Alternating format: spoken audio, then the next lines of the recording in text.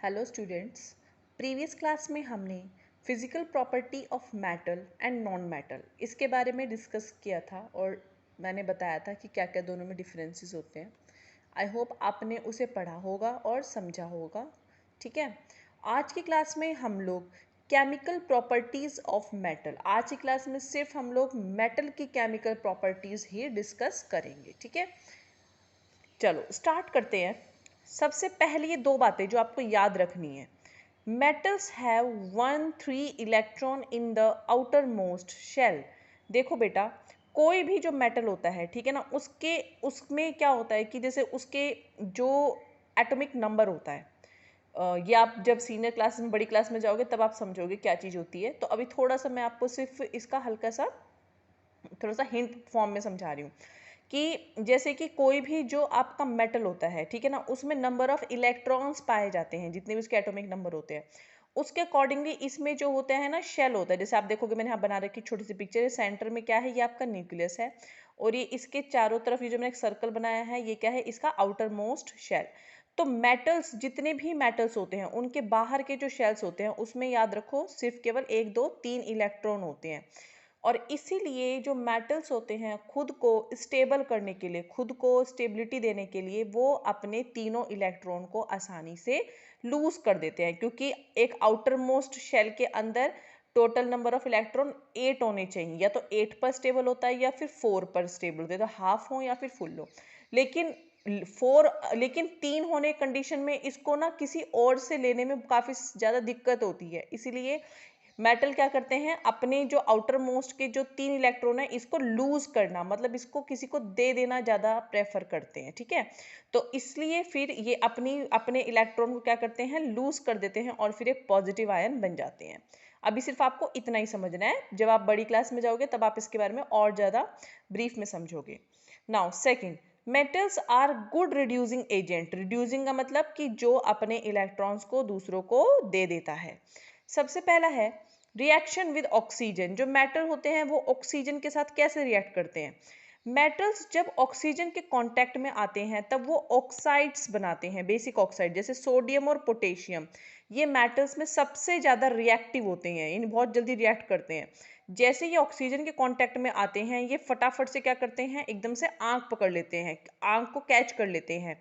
और इसीलिए हम इन दोनों मेटल्स को हमेशा कैरोसिन ऑयल के अंदर ही इमर्स करके यानी डिबो कर रखते हैं। अगर हम इन्हें ओपन या फिर किसी ग्लास में या फिर इन्हें ओपन रखेंगे तो ये आग पकड़ लेंगे ऑक्सीजन के कांटेक्ट में आते ही।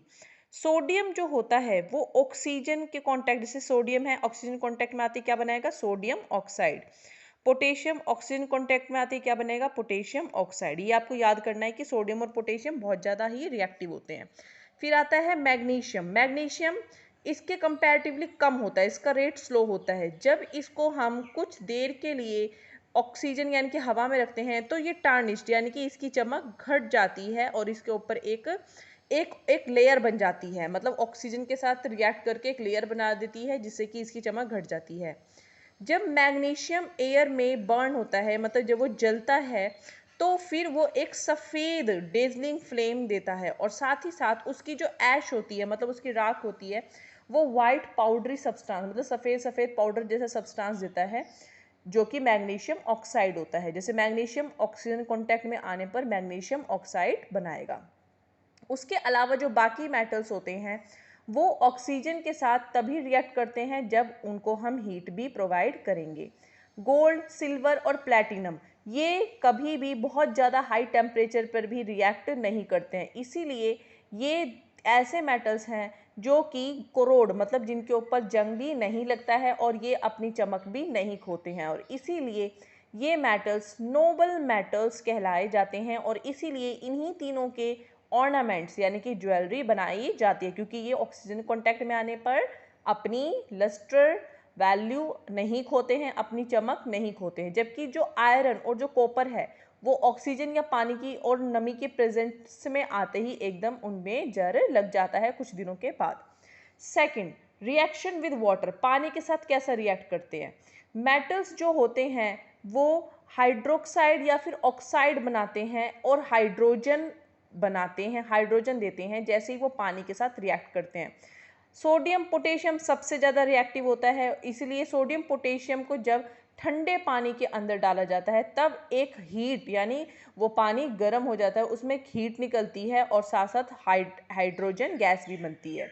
जैसे देखो नीचे इसका सूत्र, इसका रिएक्शन दे रखा है। जब सोडियम को पानी के साथ, ठंडे पानी के साथ रिएक्ट करा तो सोडियम हाइड्रोक्साइड बना और हाइड्रोजन गैस रिलीज हुई।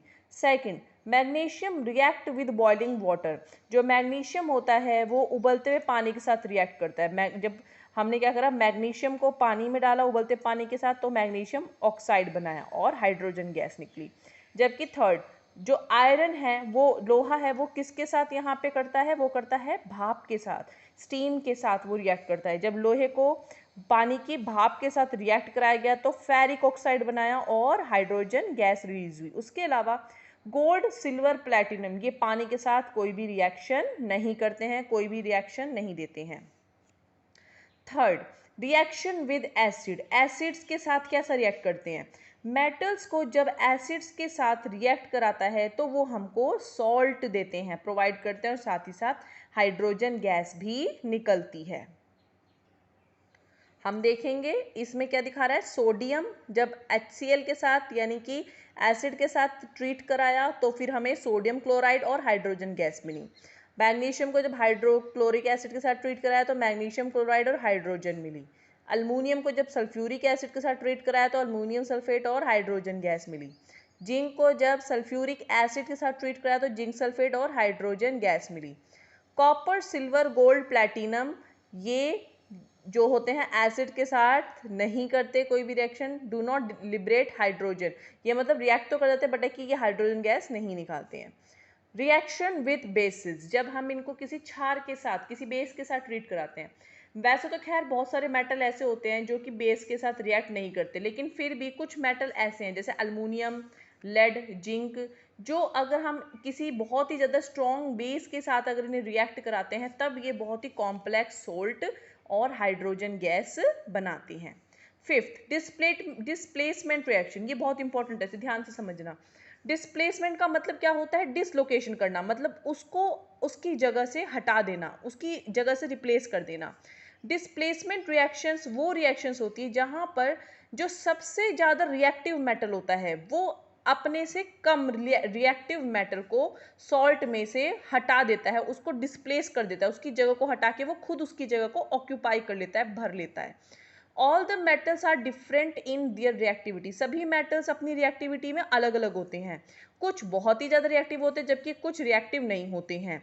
इनकी रिएक्टिविटी के बेस पे हमने इनको एक यहाँ पे सीक्वेंस के अंदर डाला है, और सीक्वेंस फॉर्म किया गया है जिसके अंदर मेटल्स ऊपर से नीचे की तरफ जाते हैं, उसकी रिएक्टिविटी डिक्रीजिंग, मतलब डिक्रीजिंग ऑर्डर में, कि सबसे टॉप मोस्ट पे जो है वो सबसे ज़्यादा हाईली रिएक्टिव मेटल है और जो बॉटम में जाएगा वो लीस्ट रिएक्टिव मेटल होता है। इस सीक्वेंस को हम लोग रिएक्टिविटी सीरीज कहते हैं। देखो नीचे है यहाँ पर, पोटेशियम सबसे ज़्यादा मोस्ट रिएक्टिव है, उससे कम सोडियम, उससे कम बेरियम, उससे कम कैल्शियम, उससे कम मैग्नीशियम, उससे कम एल्युमिनियम, उससे कम जिंक, आयरन, फिर निकल, फिर टिन, फिर लेड, फिर हाइड्रोजन, फिर कॉपर, फिर सिल्वर, फिर गोल्ड, और फिर सबसे लीस्ट रिएक्टिव जो है वो कौन सा है? हमारा प्लैटिनम, जो किसी के साथ भी रिएक्ट नहीं करता।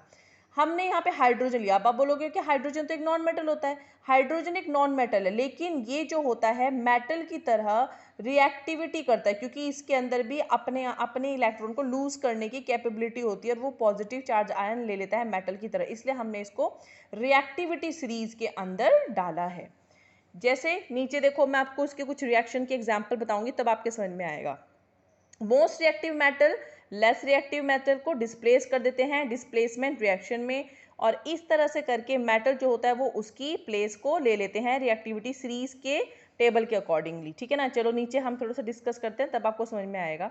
थोड़ा सा मैं बताती हूँ कि जो अपर मेटल है वो ज़्यादा केपेबल होता है लोअर मेटल की इनके प्लेस को डिस्प्लेस करने के लिए। देखो एग्जाम्पल है, मैग्नीशियम, एक सिंगल मैग्नीशियम है, ठीक है ना, और उसको मैंने कॉपर सल्फेट के साथ यहाँ पे रिएक्ट करा। आप देखोगे टेबल के अंदर, टेबल में देखो मैग्नीशियम, मैग्नीशियम क्या है? मोस्ट रिएक्टिव है। जबकि जो आपका कॉपर है, कॉपर यहाँ पर, यानी कि ये लीस्ट रिएक्टिव है, ये लेस रिएक्टिव है, ये मोर रिएक्टिव है। तो मैग्नीशियम क्या करेगा, कॉपर की जगह को उसको हटा देगा, खुद उसकी जगह पर वो आ जाएगा, यानी मैग्नीशियम सल्फेट बना देगा और कॉपर को डिस्प्लेस निकाल देगा। जबकि जब कॉपर को हम मैग्नीशियम सल्फेट के साथ डालें, क्योंकि मैग्नीशियम सल्फेट हाईली रिएक्टिव है और ये लीस्ट रिएक्टिव है, तो ये इनके बीच में कोई भी रिएक्शन नहीं होगी। ठीक है, यही चीज यहाँ पे आपको समझा रखी है इसमें पैराग्राफ में। उसके अलावा और भी दूसरे एग्जाम्पल है, जैसे कि आयरन और कॉपर सल्फेट। आयरन ज्यादा मोर रिएक्टिव होता है, अगर आप ऊपर सीरीज में देखोगे, देखो ये रहा, आयरन मोर रिएक्टिव है, जबकि कॉपर लीस्ट रिएक्टिव है, लेस रिएक्टिव है। तो फिर सेम आयरन क्या करेगा, कॉपर को हटाएगा और फेरस सल्फेट बना लेगा। ऐसे अल्मोनियम जिंक सल्फेट में अल्मोनियम मोर रिएक्टिव है, वो क्या करेगा, इसकी वैल्यू, इसकी यहाँ पे जिंक को हटाएगा और अल्मोनियम सल्फेट बनाएगा और जिंक को अलग कर देगा। सेम ऐसे ही जिंक और कॉपर सल्फेट को हम करते हैं, तो जिंक ज़्यादा रिएक्टिव हो, कॉपर को हटाएगा और जिंक सल्फेट बनाएगा और कॉपर को अलग कर देगा। जबकि दूसरी तरफ कॉपर को जब आयरन सल्फेट के साथ कराएंगे तो नो रिएक्शन, क्योंकि कॉपर लेस रिएक्टिव है। जिंक को जब एल्यूमिनियम सल्फेट के साथ कराएंगे तो नो रिएक्शन, क्योंकि जिंक लेस रिएक्टिव है। कॉपर को जब हम जिंक सल्फेट के साथ कराएंगे तो नो रिएक्शन। तो इस तरह से करके ये हमारे यहाँ पे डिस्प्लेसमेंट रिएक्शन डन होती है। ठीक है class, chemical properties of non metal हम लोग नेक्स्ट क्लास में करेंगे। Thank you.